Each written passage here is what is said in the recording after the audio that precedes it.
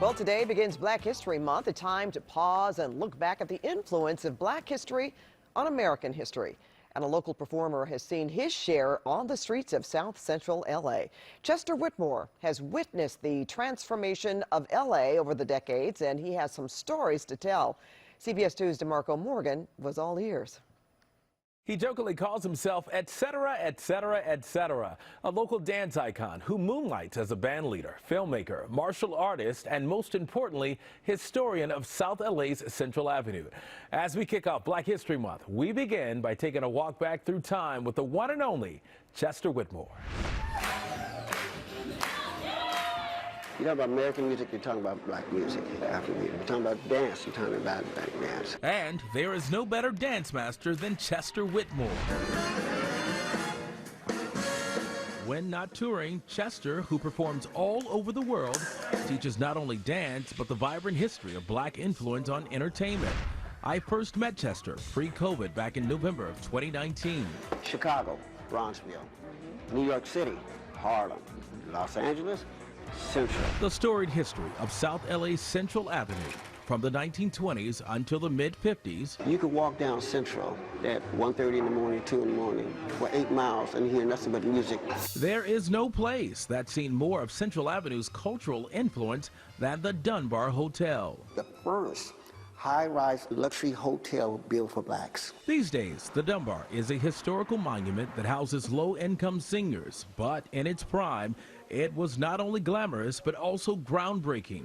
You see, black artists had been performing in Los Angeles since the late 1800s, but because of racism and segregation, black entertainers did not have a place to stay when they come to town. You either slept on the bus or at a church somewhere. But once this hotel opened up in 1928, everybody came here to stay. This was the happiness place. You had the Duke Ellington room, Dorothy Dandridge room. The Nicholas brothers would come here. Ah, the Nicholas brothers, that legendary duo. While best known for their show-stopping performance in 20th Century Fox's 1943 classic, Stormy Weather. If it wasn't for them, I wouldn't have known that I could dance. Chester remembers Fayard Nichols, the older of the two, as his tap teacher. When they met in the early 1970s, Chester was a kid, and Fayard was a man with a flat tire. Nobody was helping him. And I had my bicycle with my little tap shoes on. I said, hey, let me help this guy out. Fayard spotted Chester's shoes. He said, you're a tap dancer. I said, yeah, I'm trying to be there. He said, you know, I tap dance. Fayard started working with young Chester. 2 years later, still, I didn't know who he was until I looked at an old movie late at night, 1943, Stormy Weather. I said, that's you. It was him. The steps Chester learned then and still works non-stop perfecting today have roots in West Africa. The slaves that were brought in, they were separated.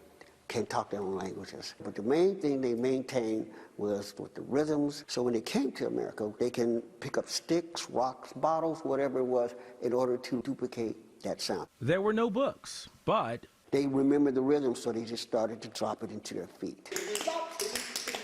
Black dance in America has since evolved and influenced American culture several times over. You have ragtime, you have your swing, which Charleston, and Charleston came out of the cakewalk. You got your bebop, rebop, rhythm and blues, and then it goes rock and roll, soul, and then you got your disco. In the post-COVID world, Chester hopes to return to his passion, performing and teaching black history through dance. Chester's next project, a 3-day virtual dance, music, and LA Black History Marathon. We have all the details on our website, cbsla.com. Well, that sure was delightful, and Chester still has some pep in his step, that's for sure. Yeah, it's amazing just how, like, I couldn't even, I think I strained my back just watching him do all that. It's so good. Well, you have to take a class. When it opens back up, Jeff, I'll go with you. Okay, Okay. all right. I might step on your toes a little bit.